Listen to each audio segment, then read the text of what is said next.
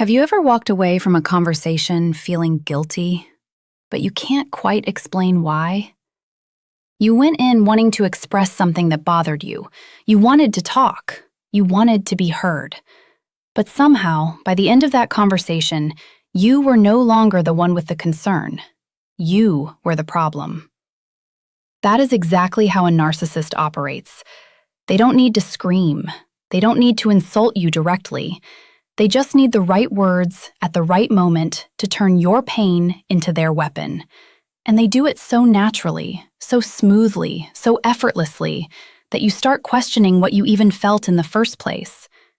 This is called guilt inversion, and it is one of the most powerful tools in the narcissist's arsenal. Today, you are going to learn the exact phrases they use to make you feel this way. Not vague theory, not abstract concepts, real phrases, specific words you may have already heard, words you didn't know how to identify at the time. Because the problem isn't that you're weak. The problem is that nobody taught you to recognize this game. A narcissist doesn't attack you with fists. They attack you with phrases that sound reasonable, even concerned, even loving. And while you're trying to figure out what just happened, they've already rewritten the entire story. What you'll learn in this video is not just information, it's armor. Every phrase you learn to recognize is a bullet that can no longer pass through you. So if you've ever felt like you're going crazy, like you're overreacting, like you're too sensitive, like you keep apologizing without knowing why, this video was made for you. Stay until the end, because the last phrases are the most dangerous, the ones that hurt the most, and the ones that are the hardest to see coming.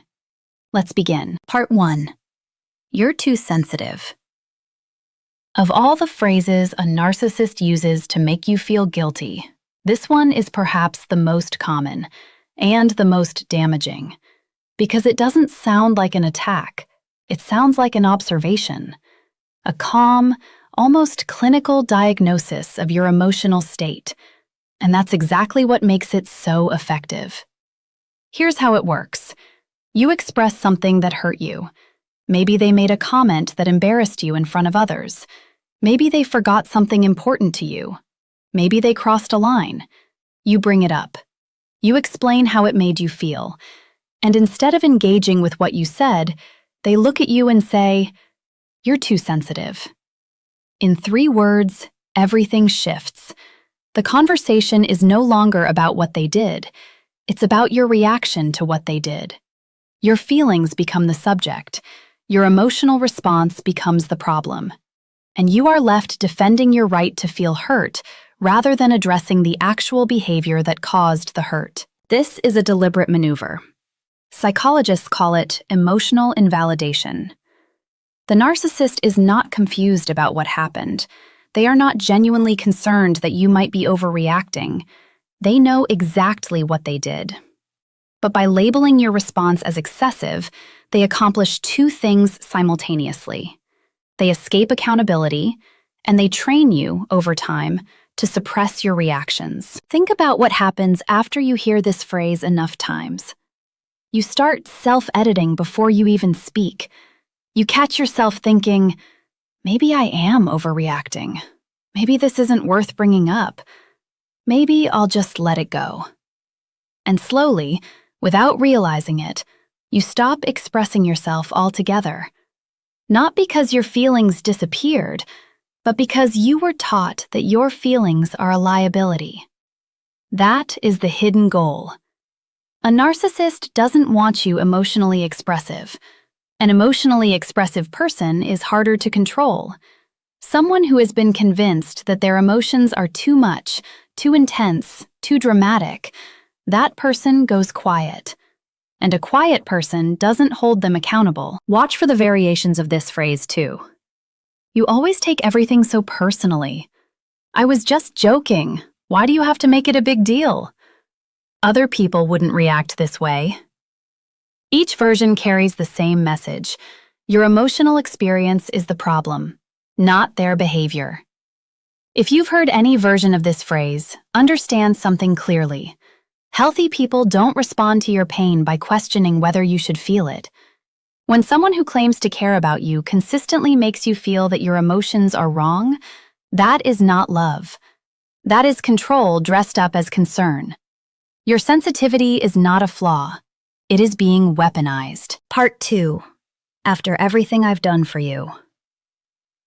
If the first phrase attacks your emotions, this one attacks your conscience. And your conscience is a much deeper target. Because most people who end up in relationships with narcissists are empathetic people, people who care, people who feel a genuine sense of responsibility toward others, people who, when reminded of a kindness someone showed them, feel an immediate pull to reciprocate, to be fair, to be grateful. The narcissist knows this about you, and they exploit it with precision. Here's the setup.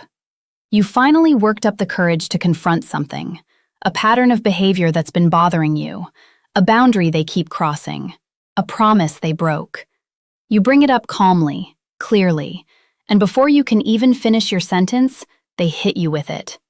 After everything I've done for you. What just happened? In one phrase, they have reframed the entire conversation. You were talking about a specific issue in the present.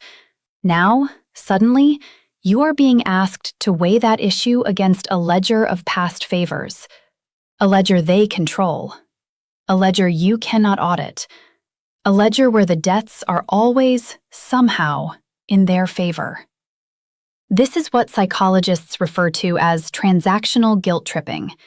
The narcissist has been keeping score all along, not because they are generous people who give freely, but because every act of kindness was an investment, a future claim, a token they could cash in the moment you dared to ask for something, challenge something, or simply hold them accountable. Think about what this does to you psychologically.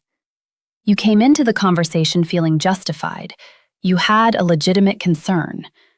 But now you're mentally scrolling through everything they've ever done for you, trying to calculate whether your concern is even worth raising, whether you've earned the right to feel what you feel, whether bringing this up makes you ungrateful. And while you're doing that math, the original issue disappears entirely. That's the mechanism. The goal was never to have a real conversation about their behavior. The goal was to make the conversation so emotionally expensive that you abandon it. To make accountability feel like ingratitude. There's something else worth understanding here. Genuinely caring people don't weaponize their generosity. When someone gives freely, out of love, out of care, out of genuine investment in you, they don't pull it out as a shield the moment they're questioned. Real generosity doesn't come with terms and conditions that only activate when they're inconvenient to you. When someone reminds you of everything they've done for you specifically in the moments when you try to hold them accountable, that generosity was never really generosity. It was leverage, stored up, waiting. And now you know what it was waiting for. Part 3. I was just joking. You can't take a joke. This phrase has a particular cruelty to it because it doesn't just dismiss what you felt, it mocks you for feeling it. Here's the scenario. The narcissist says something cutting, something that lands hard. Maybe it's a comment about your appearance in front of friends. Maybe it's a joke at your expense during a family dinner. Maybe it's a subtle dig about your intelligence, your choices, your past, delivered with a smile, wrapped in humor, surrounded by laughter that you're somehow supposed to join. You don't laugh because it hurt. And when you let them know it hurt, they look at you with something between amusement and irritation and say, I was just joking. Can't you take a joke? Now you're defending yourself on two fronts simultaneously. First, you have to argue that what they said was actually hurtful. Second, you have to defend yourself against the new accusation that you're humorless, uptight, incapable of lighthearted fun. The original wound is already being buried under this second conversation. And that second conversation is one you almost certainly cannot win, because the moment you push back, you're proving their point. This is a tactic with a clinical name: Researchers call it plausible deniability through humor. The joke creates cover. It gives the narcissist an escape route built directly into the delivery of the insult. They can say something genuinely harmful and, if you react, retreat immediately behind the shield of, "It was just a joke." If you don't react, the message still landed. Either way, they win. What makes this particularly insidious is how it erodes your ability to trust your own perception over time. Because jokes are supposed to be harmless. Humor is supposed to be lighthearted. So when something disguised as a joke causes you real pain, you start wondering if the problem is your perception. Maybe you're too serious. Maybe you don't have a good sense of humor. Maybe you're making something out of nothing. That internal doubt is the real objective. Here is something important to understand about genuine humor. Real jokes punch at situations, at absurdity, at shared experiences. They don't consistently punch at one specific person. They don't target the same insecurities over and over. They don't leave one person in the room feeling smaller while everyone else laughs. When humor is real, both people laugh. When humor is a weapon, only one person does. Pay attention to the pattern. It's never one joke. It's a series of comments, all directed at the same tender spots, all followed by the same retreat. "I was joking. Relax." Over time, this teaches you to absorb pain silently, to smile when something hurts, to laugh along when you want to cry. Because showing that it landed only makes you the target of the second attack. You were not born without a sense of humor. Your sense of humor is perfectly intact. What you lost was your willingness to keep absorbing cruelty disguised as comedy. That's not a character flaw. That's a survival response. Part 4. You're making me look bad. This phrase reveals something the other phrases are careful to hide. With most narcissistic tactics, the manipulation is concealed beneath concern, humor, or generosity. This one is different. This one lets the mask slip just enough for you to see what's actually underneath. Because this phrase isn't about your feelings. It isn't even pretending to be. It's about their image, their reputation, how they appear to the outside world. And in that moment of honesty, you see exactly where you rank in their priorities. Here's how this phrase typically surfaces. You've reached a breaking point. Maybe you expressed your pain to a mutual friend. Maybe you set a boundary publicly. Maybe you simply stopped performing happiness in a situation where you weren't happy. And the narcissist's response isn't concern for what you're going through. It's anger. Not because you're hurting, but because your hurt is now visible. And visible hurt reflects on them. You're making me look bad. What this phrase communicates, stripped of all pretense, is this. Your emotional reality is acceptable as long as it stays invisible. You are permitted to struggle, to hurt, to suffer, provided you do it quietly, privately, in a way that doesn't disturb the carefully constructed image they present to the world. The moment your pain becomes inconvenient to their narrative, it becomes a problem. Not their problem to solve, your problem to hide. This is connected to a core feature of narcissistic psychology that researchers have documented extensively. Narcissists are profoundly image-driven.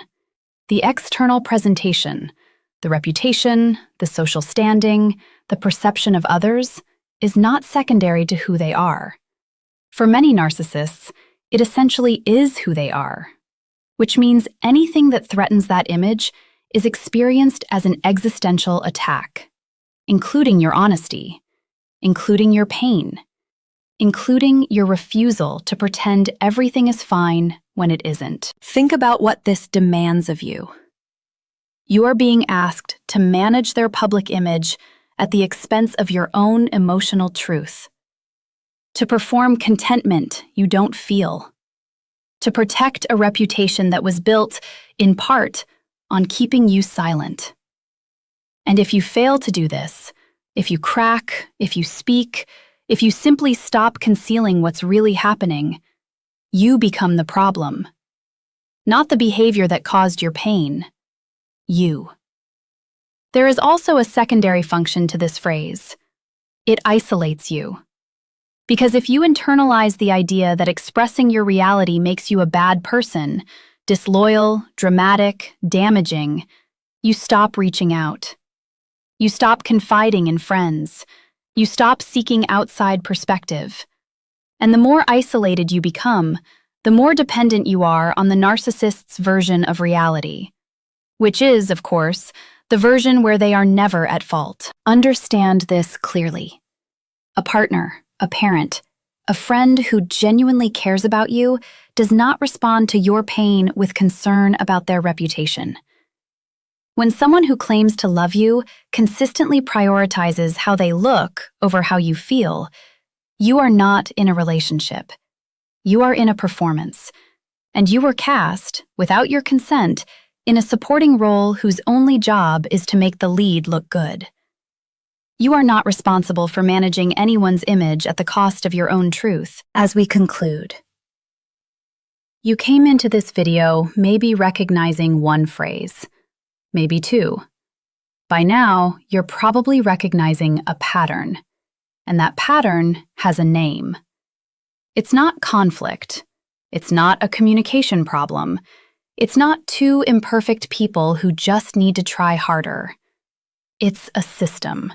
A deliberate, consistent, psychologically calculated system designed to keep you doubting yourself, suppressing yourself, and protecting someone who was never protecting you. Here is what I want you to take away from this. The guilt you've been carrying is not evidence that you did something wrong. It is evidence that someone was very skilled at making you feel that way. There is a profound difference between those two things. And learning to see that difference is the beginning of everything. You are not too sensitive. You are not ungrateful. You have a sense of humor. You are not an embarrassment. These were never true descriptions of you. They were weapons, carefully chosen, precisely aimed, and repeated until you started believing them. Now you know what they are. Knowledge doesn't undo the past, but it changes what happens next. Every phrase you can now identify is a phrase that loses its power over you. Every manipulation you can name is a manipulation you can choose not to absorb. That is not a small thing. That is everything. If this video helped you see something you couldn't see before, share it with someone who needs to see it too.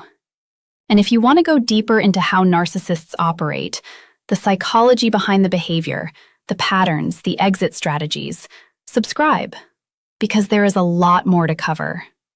See you in the next one.